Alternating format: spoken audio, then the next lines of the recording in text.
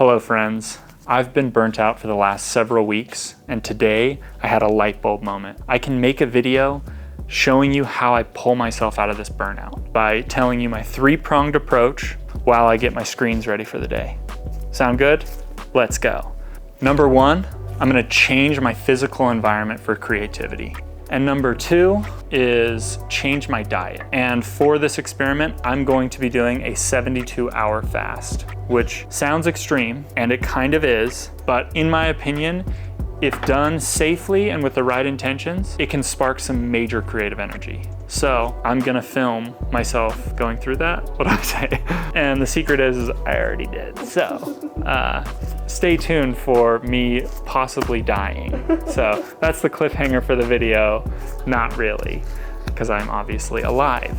And most importantly, number three, force myself to design new things and get my online shop back up and running. But before we get into all of that exciting stuff, I'm gonna give you some context on why I'm so burnt out in the first place. As many of us artists experience over time, it's sometimes hard to create things and especially to share them on the internet. I've tried to make a video for the last 2 months, and for whatever reason, I can't commit. So I decided the best way to get myself going is to just make this video about pulling myself out of it, and hopefully it's helpful to other artists who are going through a similar thing. Scenario. Major part of the problem is that I'm wanting to go in so many different directions all at the same time. Or it could be that I'm just wrestling with the uncertainty of what it means to be an artist for a living in a post-AI world. A lot has changed in the last few years, and it's sometimes scary to think what job will be left for me.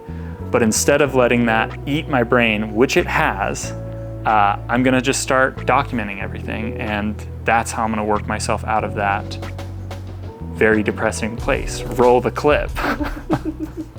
I think as it sits right now, a lot of us are on the chopping block, and what that looks like in the future probably means a lot of people walking around without a meaning, and that really makes me sad. That's some really depressing video footage. But in my opinion, the only clear path ahead is focusing on selling your work at art festivals, but most importantly, representing your work in person. And art festivals over the years have been so good for me, but this year I have to step away because it's so hard to make artwork and continue to do festivals every weekend. Back to my three-pronged approach. First of which is to reorganize my entire space. The biggest transformation has been changing my once bedroom into a now office. That's right, folks. I have an office now, and it feels amazing. I think that you need an area in your workspace that cultivates you being creative and, most important, being bored. I've thought a lot about it, and boredom is maybe one of the most important aspects about creativity. It's like the gateway of creativity for me. If I had something like Netflix when I was a kid, I wouldn't be an artist today because I always wanted to watch the X-Men, but it only played on Saturday morning, so I had no choice but to draw the characters, and bing bang boom, I got an art career. So I've upgraded to a 8-color, 8-station press. This press is gonna be an absolute game changer for my flexibility. Now I have 8 colors overall and 4 on my old press. So now I'm able to print one design with up to 8 colors, which is insane. And I'm so excited about this upgrade. And number two is change my diet. Diet has such a massive impact on my motivation and follow through. I'll be doing a 72-hour bone broth fast. I already started this process, and it's the reason that I'm typing this script right now. Fasting isn't for everyone, and if you're interested in it, talk to your doctor and make sure it's something that they would recommend for you. But the way that I do it is transition my body into a diet of keto, wait until my body's in ketosis, and then switch over to just drinking bone broth for 72 hours. That was the worst flip I've ever done. It was an unsuccessful one.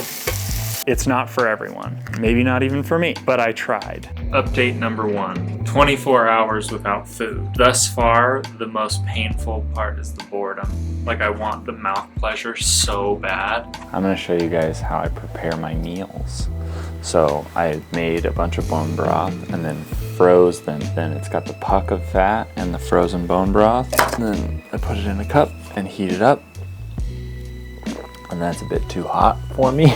More bone broth. This is day 2. Last night I was like negotiating with myself. I'm not ready, I can't do this. And then I just realized like, oh, it never gets easier. Like it'll always be this difficult. So you might as well just start. But yeah, this is mildly gross, but it is sustenance and it is fat for my body, so appreciate that. I have reached the end of my fast. I was planning on doing 72 hours. I only ended up doing 70 hours, or I haven't stopped yet. I guess I could keep going, but I'm ready to be done. That experience, you know, I didn't really talk about it, but I did get sick. That's why I stopped early. And I started to freak myself out and was like, you know, maybe I'm messing myself up. But fortunately, I just caught a stomach bug that was going around. I have some tasty snacks that I'm gonna eat. Without further ado, I guess I'll go grab that food. Downloaded all the footage that I had captured. Wouldn't you know it, I deleted the priceless footage of me eating for the first time in 70 hours. I was eating sauerkraut and describing it as candies. I tried to get the footage, but unfortunately, I wasn't able to recover any of it. And finally, number 3, I need to take my newly created artwork and make them into products to get my online shop back up and running. Steps 1 and 2 have worked wonders for my creativity. Now that I've finished a few new drawings, it's time to get them ready to screen print.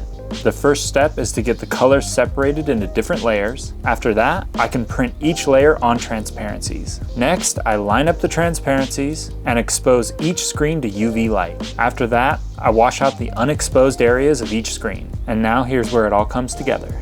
I get the freshly burned screens up on the new press and line everything up. Once all of the screens are properly registered, I pick the final colors and start printing.